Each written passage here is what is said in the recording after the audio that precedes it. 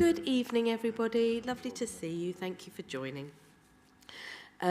Before the meeting starts, I have some announcements to make. You'll be very familiar with them. Please bear with me as I get through. In case of a fire, a bell will ring continuously. If this occurs, please leave the building immediately, following the green fire exit signs out to the assembly point, which is by the War Memorial on Duke Street. If anyone requires assistance, please do let me know. Lifts should not be used. Please remain at the assembly point and do not attempt to return into the building until you have been advised that it is safe to do so. The toilets are situated on the landing at the top of the main staircase and on the ground floor in the customer service centre. Anyone attending this meeting is entitled to film it. We have an empty gallery for a change, so slightly irrelevant, but just pointing out that only councillors, officers and anyone sitting around these tables may be filmed. Members of the public should not be filmed, so please ensure that cameras are pointed only in this direction and the meeting is being broadcast via YouTube and recorded. When speaking, may I please remind the board to ensure that you turn on your microphone and to speak closely into it. A red light will appear on the middle button to indicate that your microphone is switched on. When finished speaking, please remember to turn your microphone off again. And I would also like to remind members of the board at this point of the meeting that a final decision is required tonight on the items on the agenda. And that bit is left over from last time. I did think as I was reading it, I thought I didn't think it was that urgent, but fine. But it's always nice for us to meet a decision and then we can move into the next meeting with a nice fresh slate. So apologies for absence, Dan. I know we have some. Yeah, thank you, Chair. So I've had apologies from Councillors Deakin, Fuller, Massey, Walsh and Whitehead. And Councillors Franks, Hawkins and Lee are subbing for Councillors Deakin, Fuller and Walsh. Super. Thank you. Are there any declarations of interest? No? Fantastic. And can I please ask members of the board to agree the minutes of the last meeting? Agreed. I have signed it. Is that super? We haven't received any public questions for this meeting. We are flying through the agenda, ladies and gentlemen, if I'd like to say so myself. So we can move on quite quickly to the updated Essex Parking Standards Guidance, which is a report introduced by Jeremy Potter. Thank you very much, Chair, and good evening, Board. Jeremy Potter, Spatial Planning Services Manager. So the report that's before you tonight, its purpose is for you to consider the updated Essex Parking Guidance and Standards. And this document has been commissioned by the Essex Planning Officers Association, which is an association of all the district councils and county councils and unitaries, existing unitaries across Essex. And this body perform a role of producing county-wide guidance to create consistency across the county's area. So the report that you've got before you has got a recommendation for referral to Cabinet that needs to make the final decision as to whether to approve the guidance and standards. So in terms of some context, at the moment the Council uses the EPOA, EPOA Essex Parking Guidance, and their main use is to help determine planning applications. So effectively what we're doing is using those standards to determine the size and number of parking provision on new development. But the existing standards are completely out of date, 2009 vintage, and quite a lot has happened since then. Not least, we have a brand new national planning policy framework that first came into being in 2012, which has significantly changed that national planning landscape. And it also, as us go and speak about a little bit more about, is that at that point in time, the standards were much more driven at having maximum standards, so not going beyond a certain provision rather than minimum standards for all sorts of reasons. There has been a change in direction since that time. So essentially our adopted planning policy says that we will use the EPOA standards as a starting point for having for consideration of planning applications. And as I said, the existing guidance being out of date has led to a bit of a bespoke approach. So it's still used as a starting point, and it's kind of cherry-picked slightly because some of it's still relevant, some of it isn't relevant, and that has led to quite a inconsistent approach in its application across Essex and for individual planning applications as well. So the updated parking guidance is for use for new developments, just to make that clear. And although some of the design principles, and there are design principles in there that are interchangeable, but it's not intended to be used for public car parks, just to make that clear. It's not a document specifically about the level of public car parking, i.e. car parks, private or owned by the council.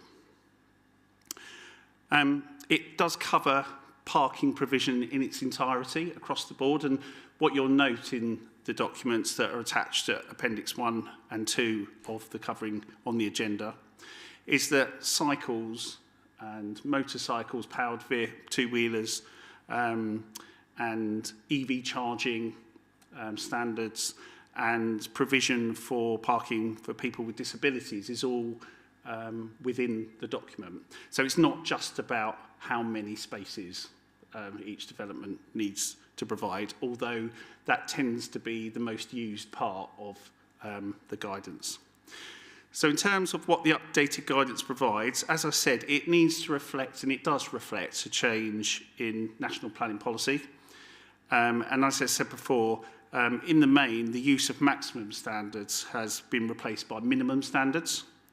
And there's also a finer grain of standards that reflects the location of development sites and their connectivity and access to more sustainable and active travel options.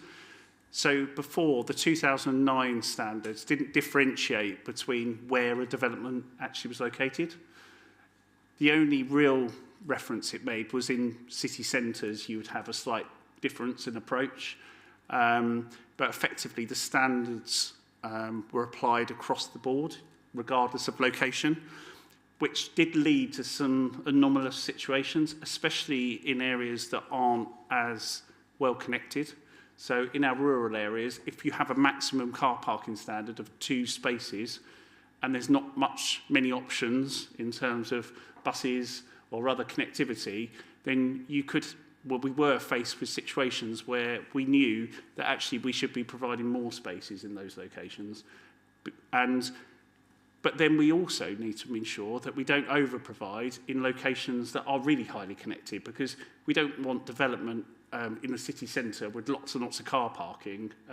So there's a finer grain that needs to be developed.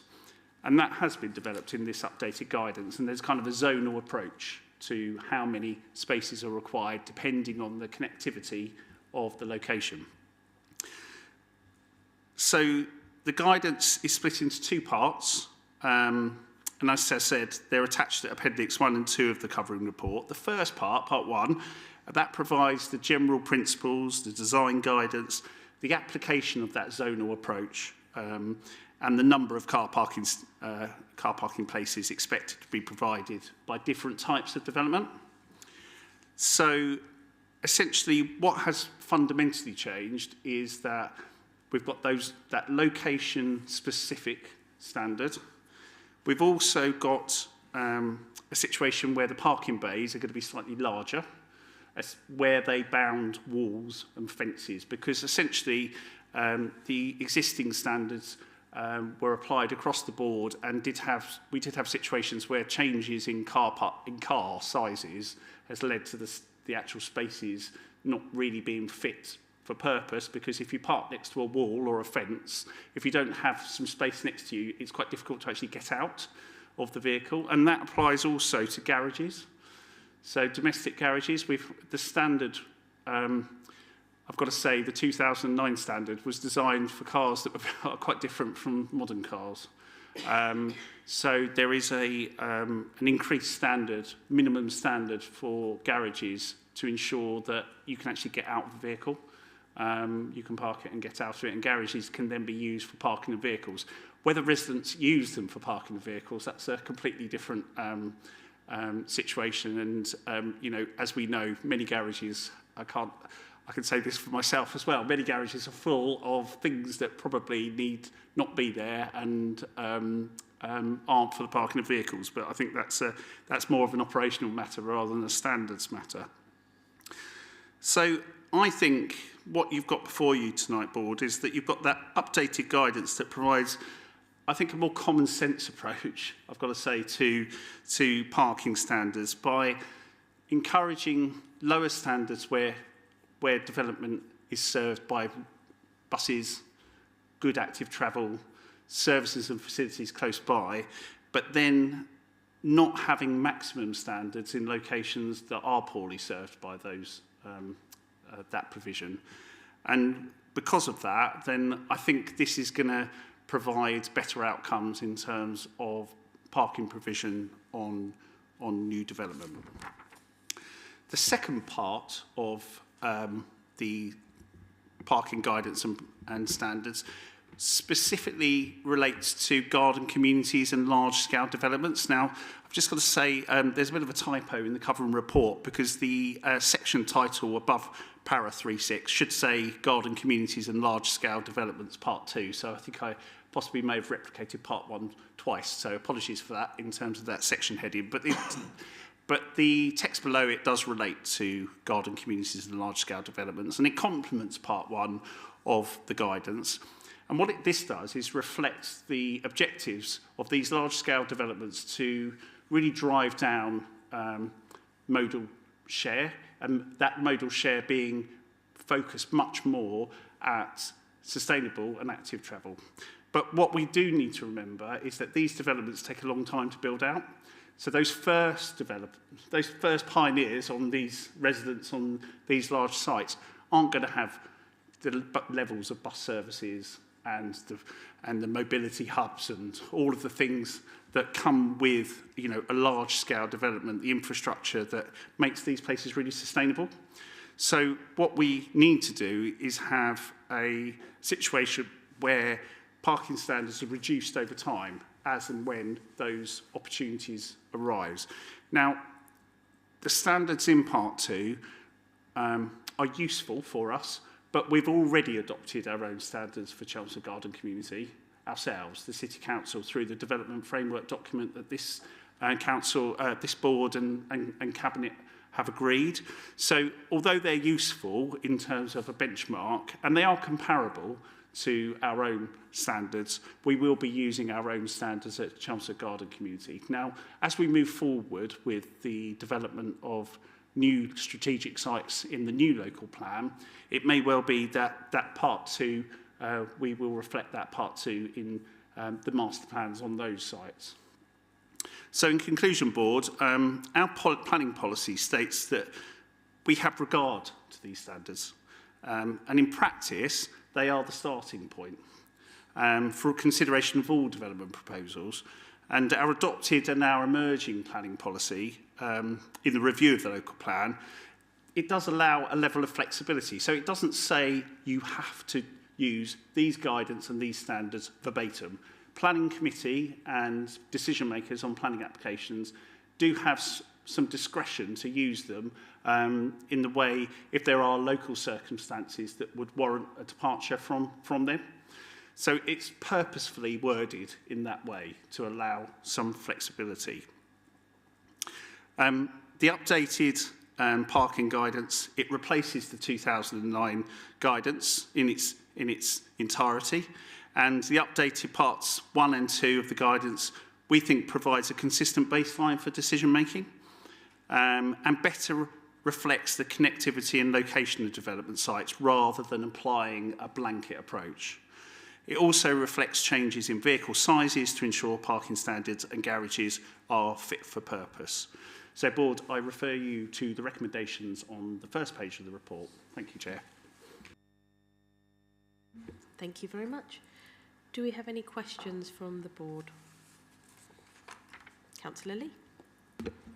Thank you, Chair. As a member of the Planning Committee, I do appreciate this.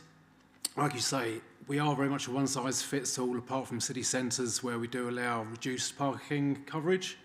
But one concern I have with regards to this high connectivity, moderate and low connectivity, obviously this includes buses in terms of sustainable transport.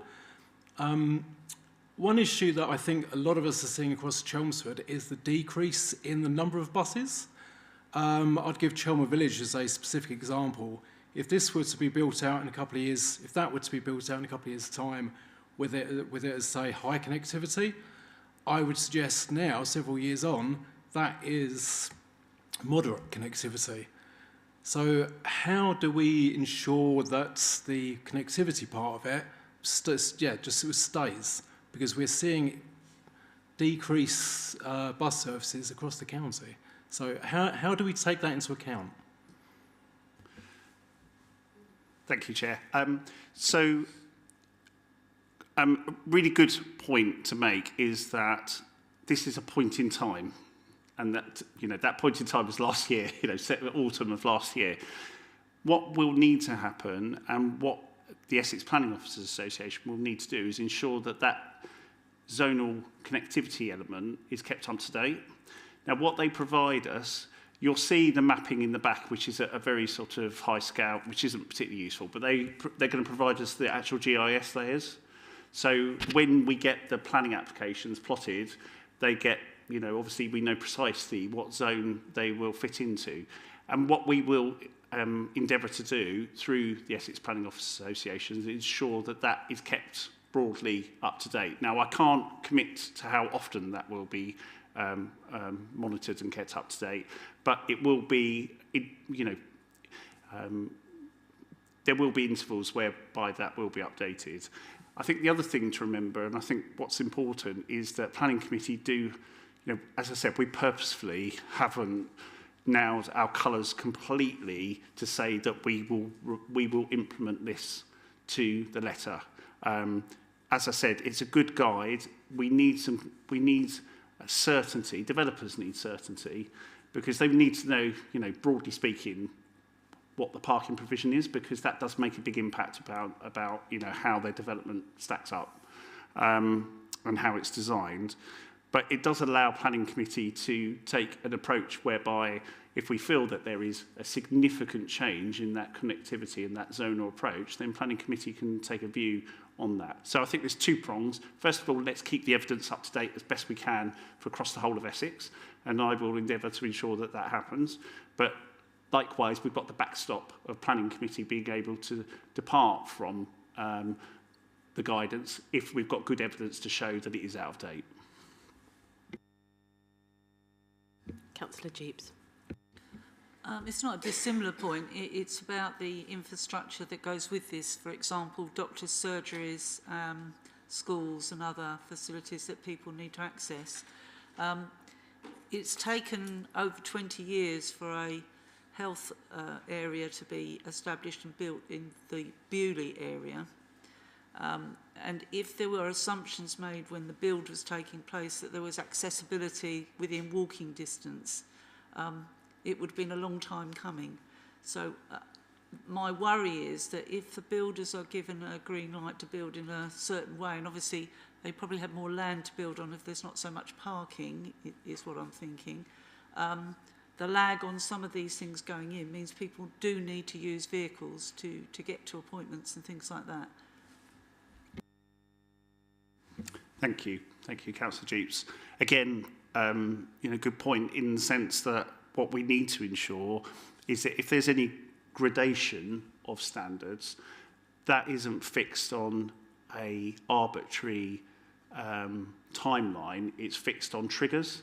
So when the doctors or when the bus routes become 3 or 4 an hour, then that triggers the ability for the next phase to have lower car parking standards. So it shouldn't be done on just a blanket timeline. It should be done on triggers, similar to what you've just said. And that's exactly what we're proposing at Chelmsford Garden Community.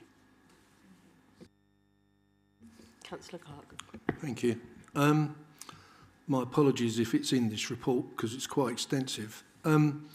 So the observation from this is you have EV charging points in public spaces, public car parks, and those car spaces tend to be slightly more generous than a normal car space. Some of the existing car parks in Chelmsford, for instance, with new cars, it's impossible sometimes to park and be able to get out. And so you get a lot of spaces that are left. So turning to the rural and semi-rural areas where there are developments beginning to be built, the layout of some of the developments are quite restrictive to car spaces. Most of them are about 2 car spaces on the drive, and the road layouts on estates are so narrow that because the public service is so unreliable, the car is still the best form of transport, because people won't take their life in their hands and cycle to Chelmsford from rural areas in the rush hour because it's too dangerous. So I can appreciate what this report says, but in the rural areas, the car spaces in the design on the estates are not reflective of the amount of cars that the residents use. Thank you.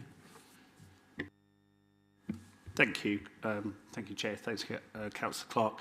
And I think that's the reckoning of that is one of the reasons why there is some changes coming about.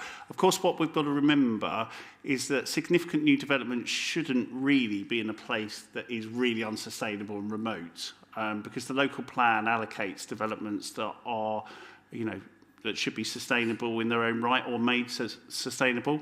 So I don't think we're going to have a situation where we've got a large amount of development that's coming forward in the City Council's area that is, completely detached or remote from existing services and facilities. And if we are getting that, then something's going a bit wrong.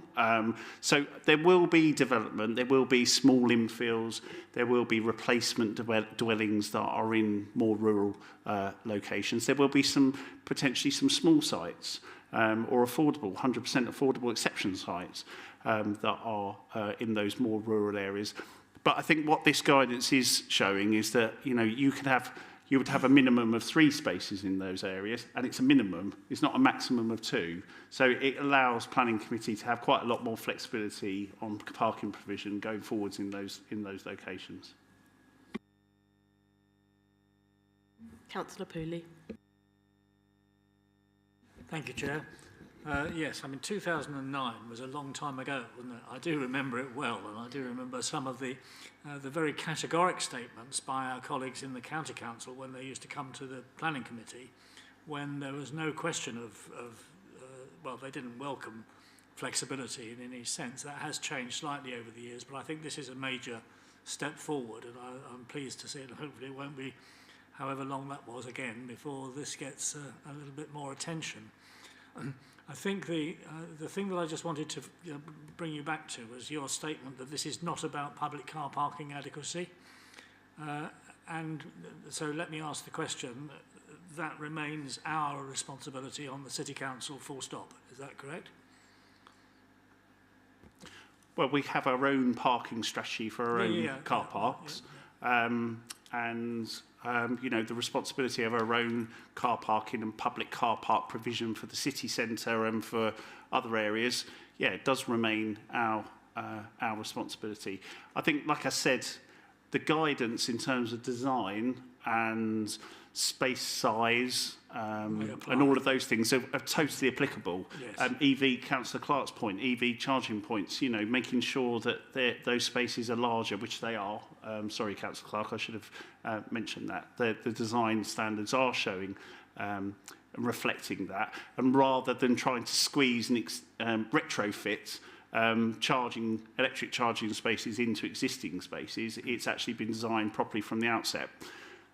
That said, what this does do is, and probably I just need to bring this more to the fore, is that it brings forward visitors' parking spaces as well, which again is something that people kind of forget about, think about all the on-plot stuff, but actually people do visit people, and sometimes, as we all know, in some locations in Chelmsford, that's quite difficult to potentially find a parking space when you are visiting someone in certain vintage housing estates.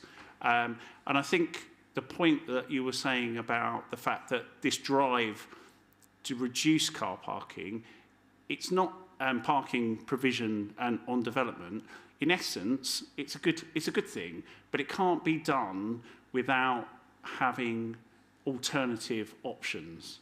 You can't just drive an ideology of you must have lower parking standards on development and people won't own cars. They will own cars and they will park them wherever they can find a place to park them. That might be on a greensward, that might be up a curb and on a pavement.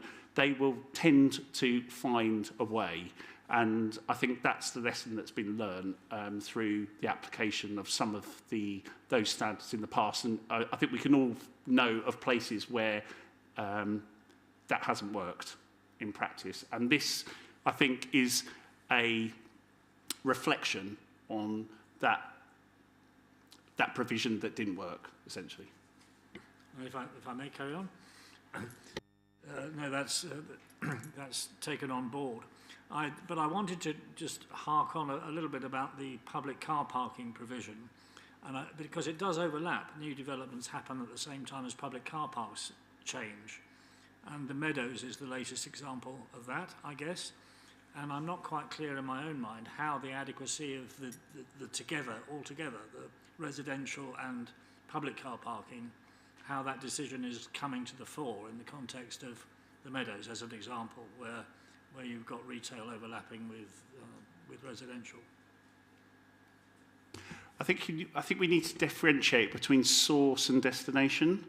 So a source is normally someone's home, so you have parking there, and a destination is obviously different because what we don't want to do is have an over-provision of car parking at destinations. We want to encourage alternative means of transport, but we do need to have a mix.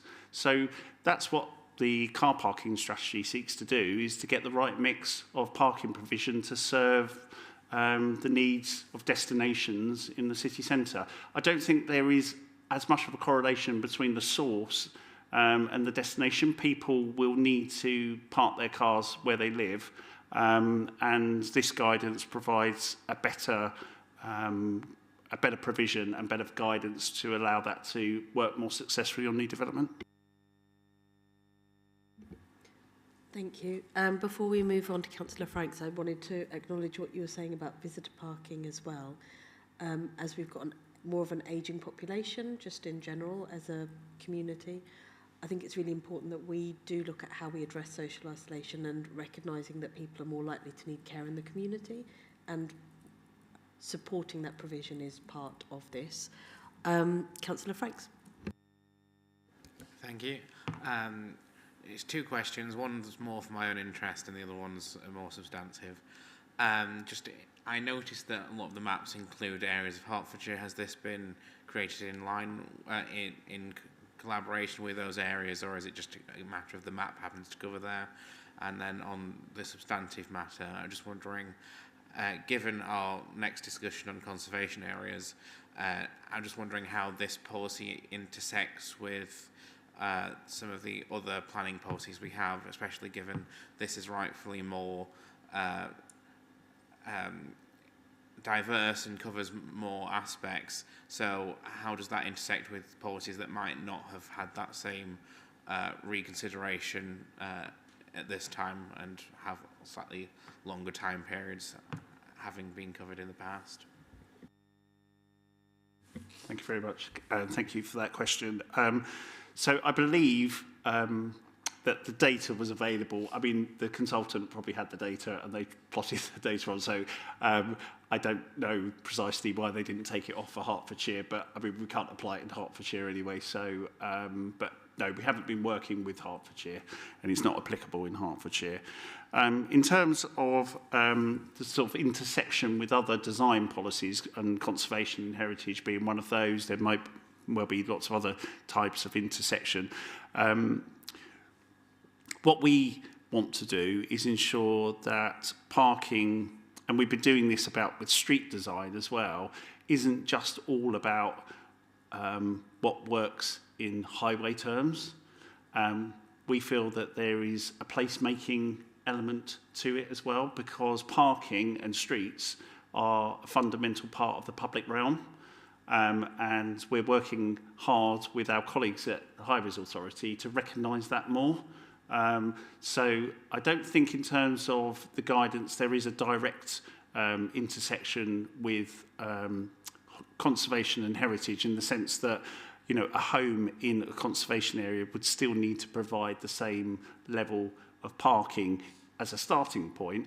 But then there is a balance to be struck if that meant that there was harm to heritage by providing that, or we had a situation where gardens are paved over, all of those sorts of things that aren't particularly pleasant for a conservation area. Then we have the balance of Michael, who will be providing responses on planning applications, and those that are on planning committee will know that it's always a balance, and you have competing demands and competing policies, and providing that balance is the right thing to do in terms of determining a planning application.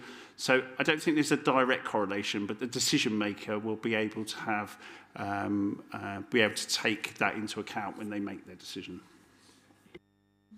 Thank you.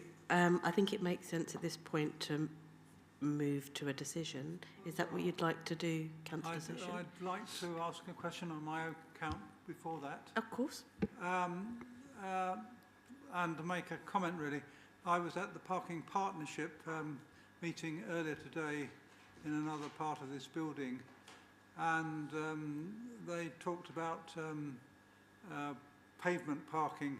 The local authorities are pushing the government to allow action against pavement parking, and there was discussion of the details of whether it should be willful obstruction of the footway as opposed to just putting a couple of wheels, a couple of inches over the curb, although the county council didn't like curbs being destroyed. But you talked about visitor parking, and I kind of asked a question about this, but if somebody arrives on an e-scooter to visit somewhere in these new developments, then I asked really where they could park their e-scooter, and I guess I felt the answer given was that this is outside the scope of these parking guidelines, and it would be up, because it's kind of public parking, up to the other parking policies other than this development. And I guess you could just comment on that. Well, at this point in time, the only legal e-scooter is the scooter, the DOT or the tier scooter scheme, pilot scheme, and that has a relatively limited, takes in most of the urban area, and there are provisions for hirers to ensure that they park their scooter in a safe and suitable place. Maybe we sometimes see that may not necessarily always be the case, and that is something that we will continue to have discussions with the operator on that front.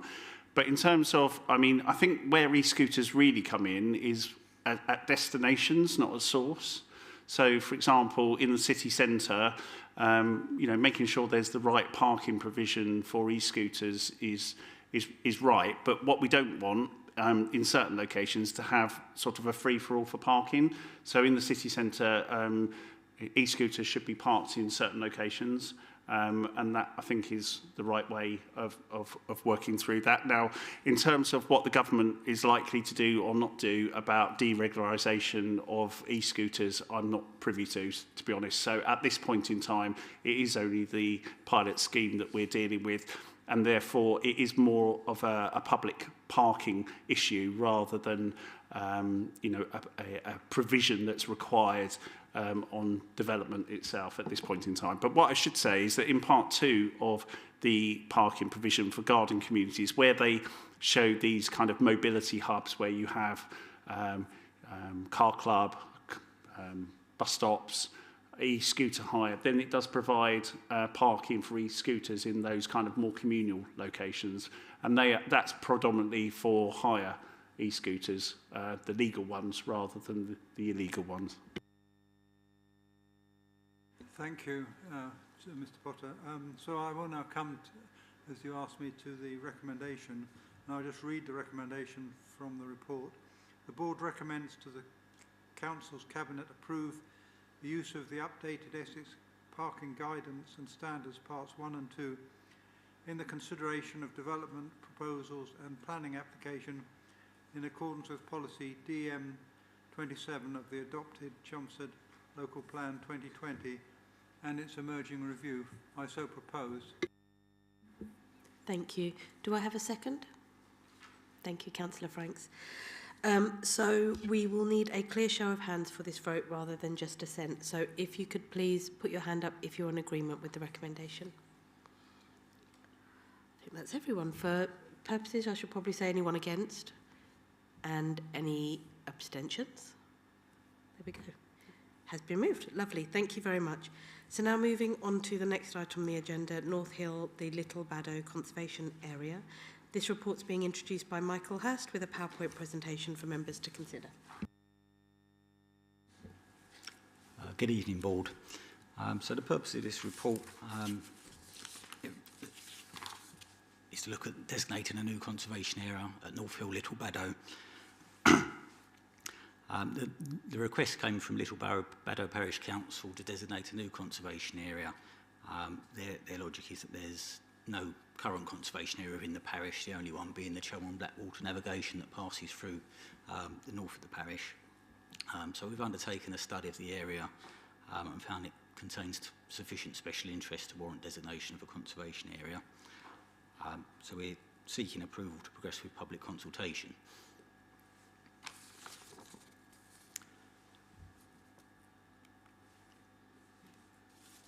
So conservation areas were first introduced with the 1967 Civic Amenities Act, and the areas are defined as being areas of special architectural and historic interest, the character and appearance of which is desirable to preserve or enhance.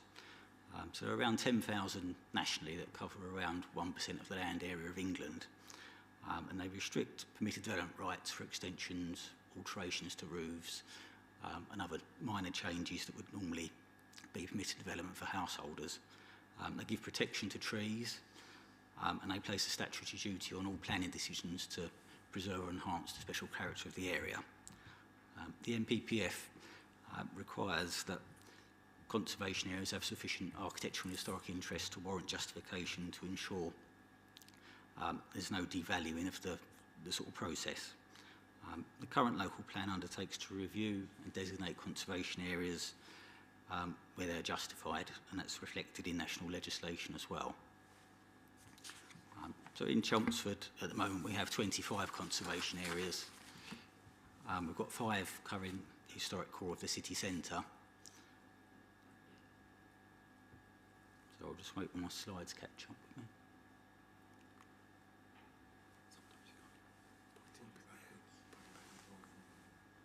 There we go. So we've got 25 conservation areas at the moment, 5 covering the historic core of the city centre, 16 covering village centres, and 4 other slightly more unusual ones, so places like the John Key Memorial Homes up Broomfield Road, or St John's Hospital, and the Chelmsford Blackwater Navigation as well.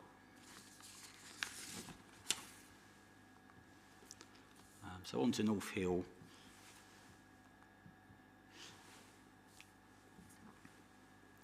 It's a north-south route that passes through the parish, set within a dispersed rural community within a wooded landscape.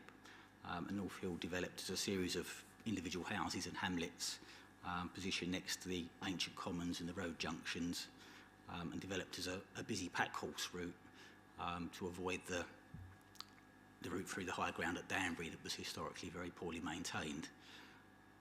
So North Hill became very popular as an alternative route, particularly in winter months. So there was a number of blacksmiths and stables and inns there.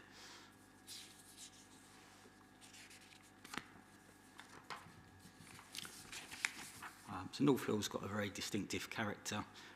So it's got a high standard of maintenance, the sinuous curving road. Landscape is the dominant feature of the area. There's important views across the river valleys. There's hedged boundaries, picket fences and mature trees. Mostly modest buildings set within a landscape setting. Mainly residential uses, apart from the Rodney pub and St Andrew's Church. A range of traditional materials and ancillary outbuildings.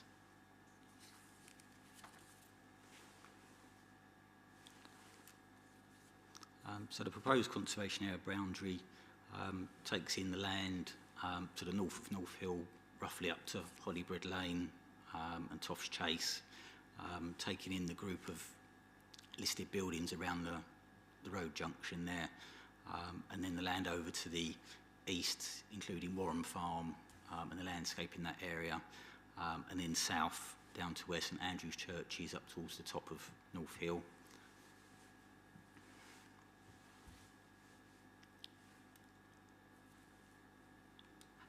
So they're recommending the next step would be to undertake public consultation with local residents and stakeholders, and then following that, any sort of changes necessary would be undertaken to the appraisal itself and potentially amending the proposed boundary, and then final approval would be required from Cabinet to designate a conservation area, following which there'd be the statutory notifications to be undertaken.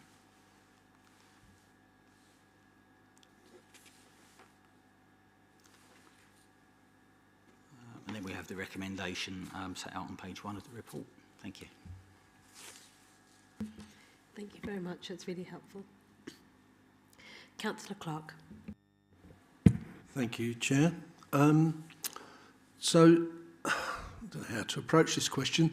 If I drew a circle around the whole of Chelmsford, it's probably fair to say that about just under 2/3 of that circle would be not covered by the green belt. So my question is, does a conservation area, does that give a stronger case for turning down a planning application than the green belt? Because it seems to me that we could have quite a few areas in the non-green belt parts of Chelmsford that might say this is another way of stopping development. Thank you.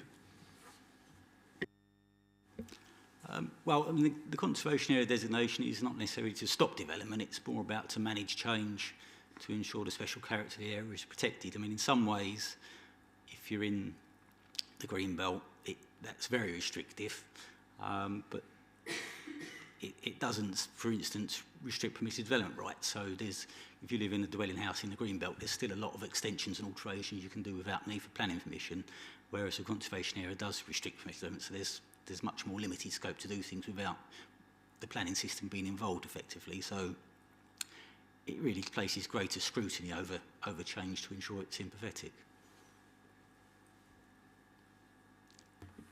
So the answer is it is a stronger case for refusing development, because some of these areas that you showed on the map are likely to have outbuildings and people might turn around and go, well, I want to build a house there.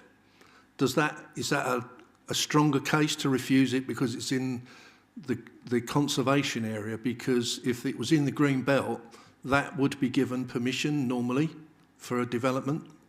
Thanks. I suppose it depends on the circumstance. I mean, if you're talking about the new house scenario, then that would be an appropriate development in the green belt, so that would be quite unlikely unless there were special circumstances. Within the conservation area, it would have to be considered on its merits, you know, if it harmed the special character of the area.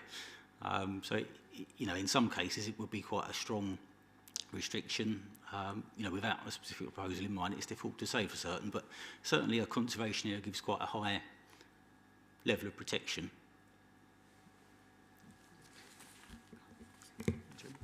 I just wanted to add that the green belt is not a qualitative designation. It denotes no quality at all. All it is a designation, a policy designation around large cities and towns that stop them expanding everwards outwards. And that is it. We have conservation areas in the green belt. So conservation areas are there to identify areas of special historic interest. And they can be anywhere. They can be in the middle of the city centre, they are. They can be in the greenbelt, they can be landscape, but they are a qualitative designation, and they're not designated lightly. There's quite a high bar for a conservation area to be designated, and also it's a matter of fact in the sense that, as Michael has set out there, North Hill has a significant number of existing historic assets, heritage assets. And because they form a collection of those heritage assets, and there's some good history behind the reasoning for those being placed in those locations, we think that warrants having an extra layer of protection, but that doesn't mean that you can't develop in those areas. It just means that any development or any alterations are more tightly controlled to reflect the very special character of that location. Thank you both. Councillor Jeeps. Yeah, I'm very supportive of this application, as you might imagine. And I was just going to add that there was quite a lot of identified factual issues that support the criteria for it in terms of the beauty of that area.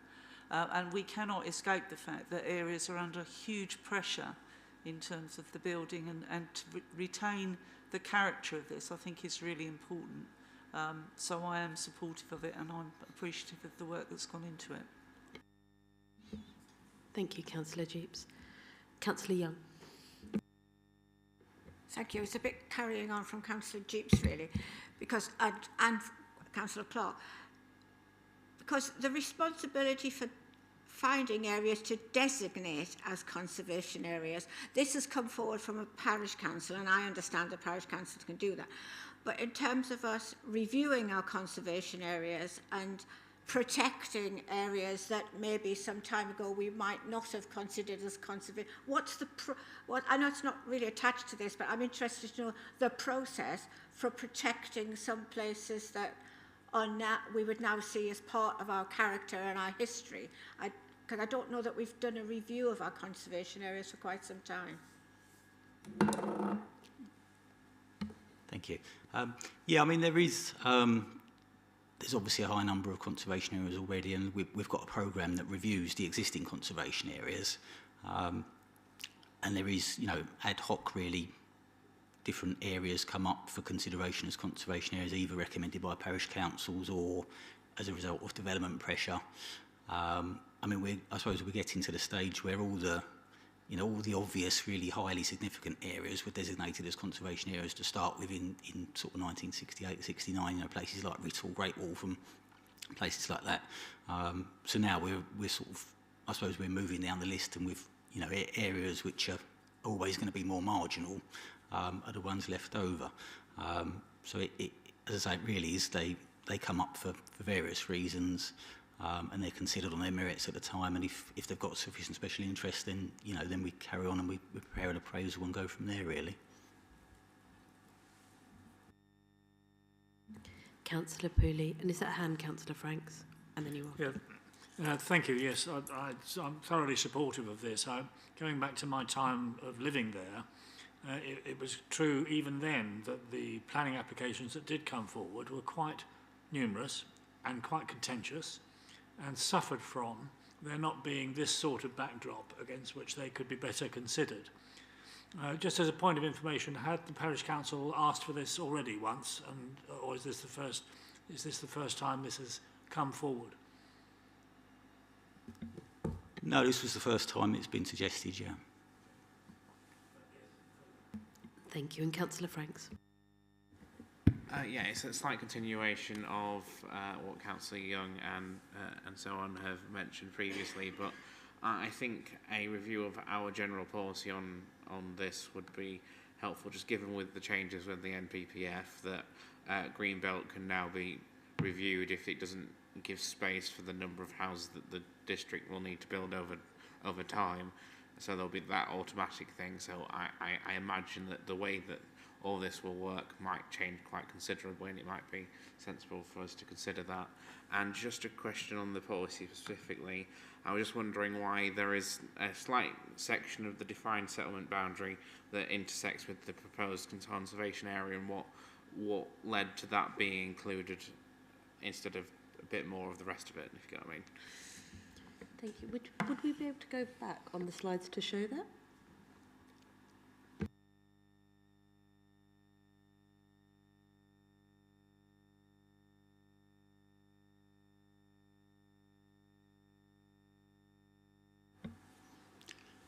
Yeah, I mean, in terms of the defined settlement boundary, that I suppose there's a slight change in character, so that the area to the south is much more urban in character, and that brings in the defined settlement boundary, whereas the area as you go further north is much more rural in character. So I think that was the logic in why the defined settlement boundary was drawn as part of the local plan process. I mean, in terms of how conservation areas are reviewed kind of going forward, certainly that's something we could sort of have more of a formal sort of policy position on, I guess, to make it clear. You know, I mean, Historic England guidance is that you should really review them every 5 years. So we could set out, you know, a sort of a policy stance going forward to make it clear to everyone what the position is, yeah. If we don't have any more questions, if we can consider the recommendations. So the recommendation, the board approves the North Hill Little Baddow Conservation Area Appraisal and Management Plan to be published for consultation. The second point, the board delegates the responsibility to the Director of Sustainable Communities in consultation with a Cabinet member for Greener Chelmsford to make any minor changes required to the document prior to publication of consultation. I so propose. Thank you. Do I have a seconder? Thank you, Councillor Young. As before, we'll need a clear show of hands rather than assent. So could I please ask for those that are in agreement with this recommendation to put up their hand? And for those that are against? And any abstentions? Lovely. Thank you very much. So then we can move forward on to the next item, which is feedback from the Waterways Working Group. We're very pleased to have Councillor Lee join us as he'll be presenting this report. Thank you very much, Chair. This is just for noting. I'd like to thank Keith Nicholson for preparing the two-pager that you've hopefully gone through.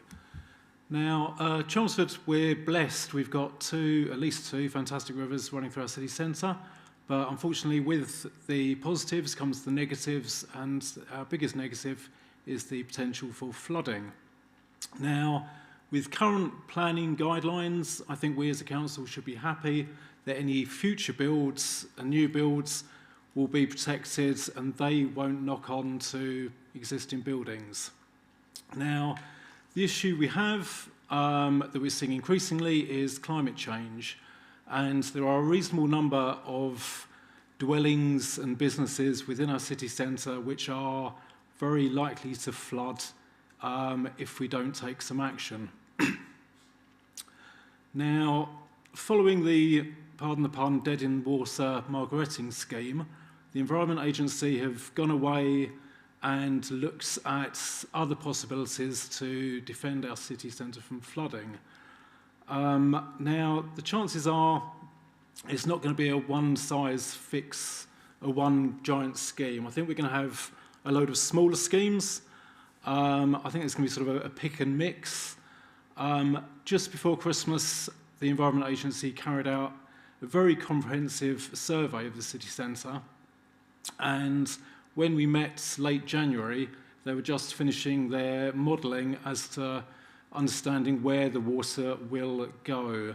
Now, from that, they're going to come back to us with some suggestions, and from that there'll be costs associated, and we'll be able to put forward a business case in terms of which options to go forward to try and protect our city centre.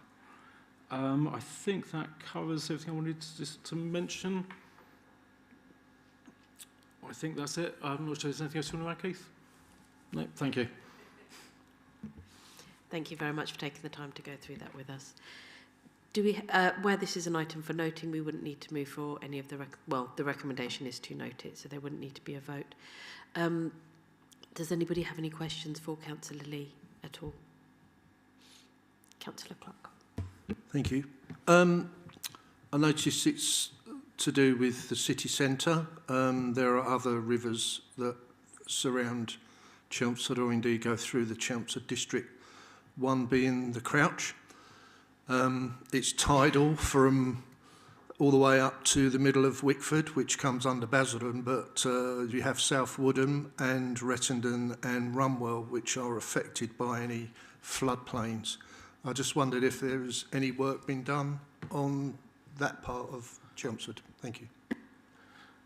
That is a very fair point. In our meeting in January, that didn't come up, but I'm sure that in our next meeting we can go back to them and discuss that. I don't know if, Keith, you've got any comments on that?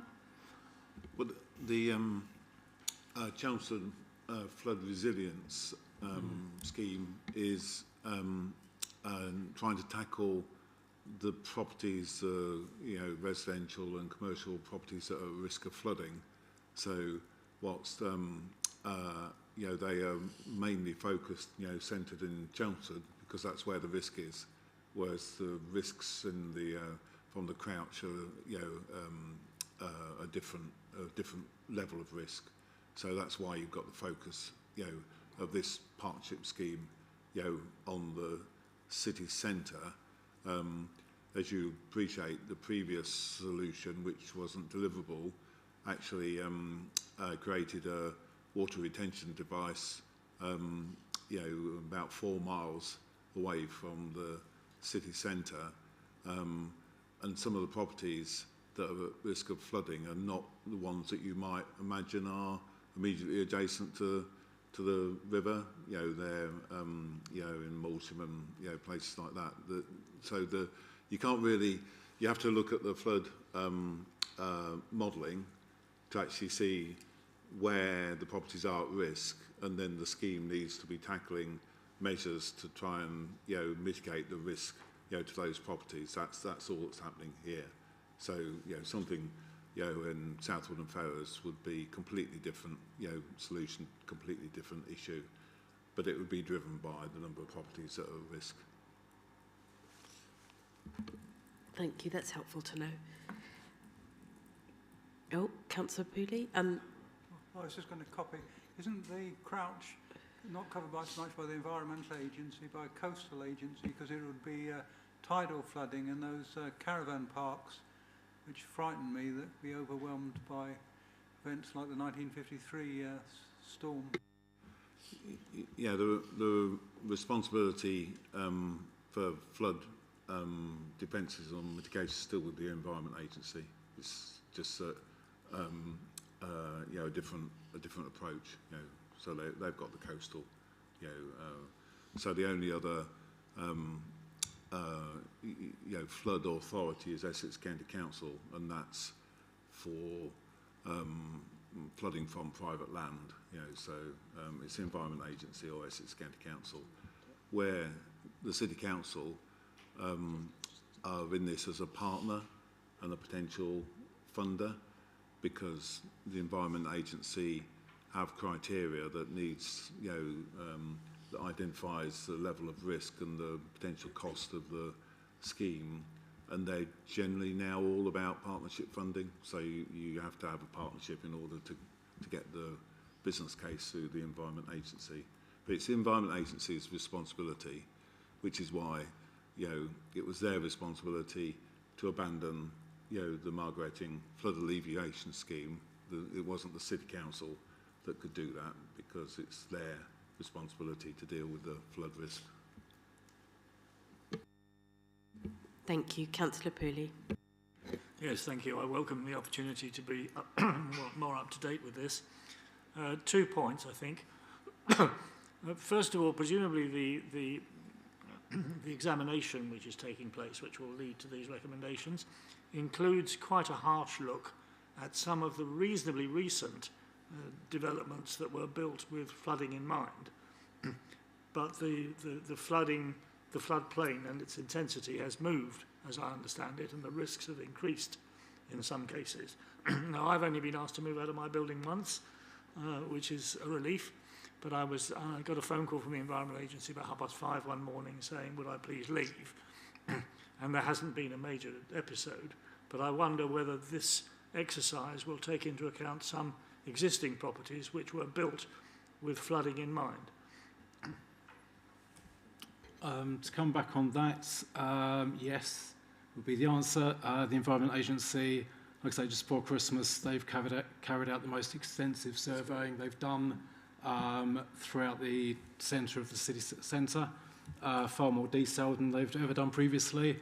And they're also taking into account the increased chances of increased temperature changes. So they're sort of belt and bracing it. This will be the best data to work from that we've ever had. Yeah, I would say. Thank you. I may just thank you for that. My second question, does this whole exercise include the future of the weir by the Essex Record Office?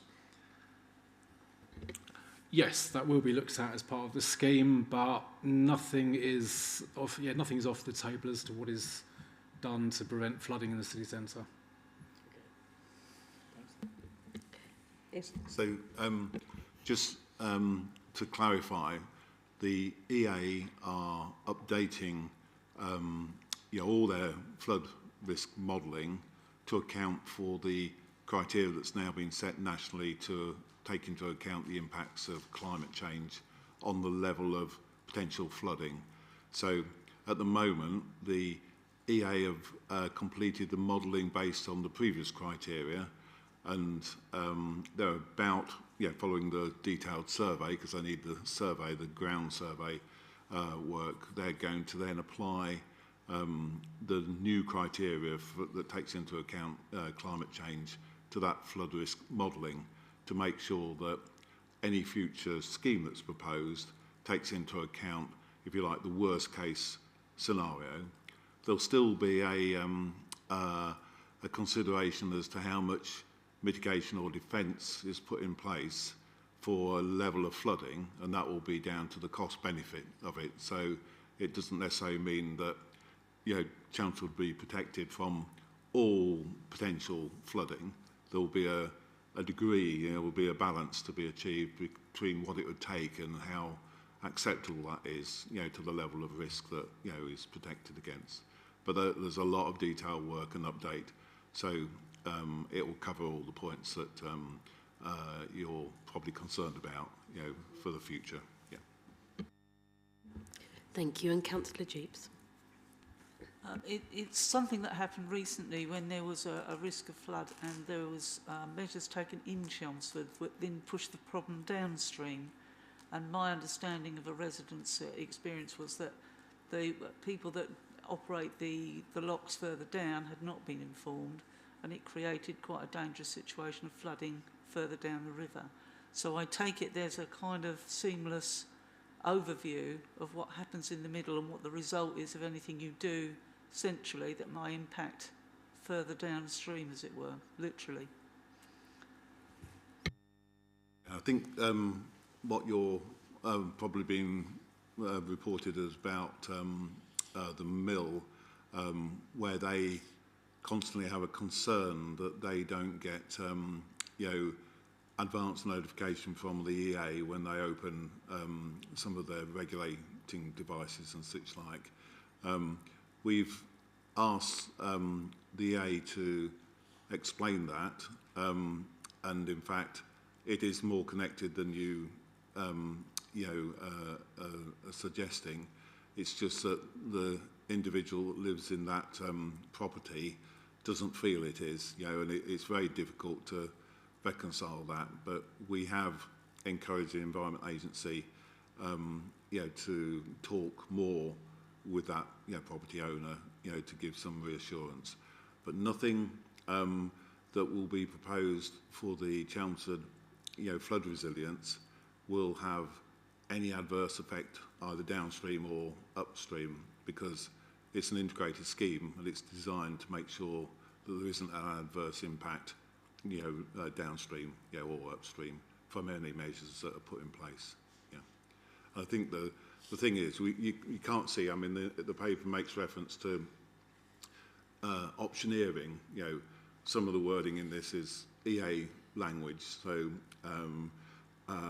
their optioneering just means they've looked at all sorts of different options, including some that we've insisted they look at as a combination to see, you know, which would have what effect, and it includes natural flood management as well as, you know, physical defences. So the whole range of things, so that we've got all options on the table. So when the modelling is updated and completed, we can, you know, see a series of proposals which together will deal with, you know, a level of flood protection. So it's not quite pick and mix of the options, but, you know, there'll be certain things that, you know, can be done in combination which will prove more effective than other things, you know. But that's, you know, that's during the course of the next year, you know, so we don't have that detail at the moment. They are literally, you know, these are the sort of options, you know, nothing more than that. Thank you. I've never heard the term optioneering before, and I love it. I think I will do you? try it, well, Yeah. as much as you can. I've heard of Yeah. socialising. Optioneering is my new buzzword. You wouldn't like some of the other, you know, EA, you know, language. I'll choose wisely then.